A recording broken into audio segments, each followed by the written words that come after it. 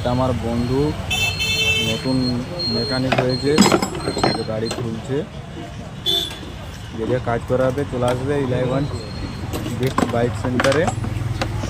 খুব দারুণ সুইমিং করে একদম, অনেক লোক আছে, যে আমাদের বাচ্চা আর ম্যানেজার ভিতরে যে বসে আছে মোবাইল ঘাঁটছে। এখন সামনে গুটকা দোকানও আছে, দেখে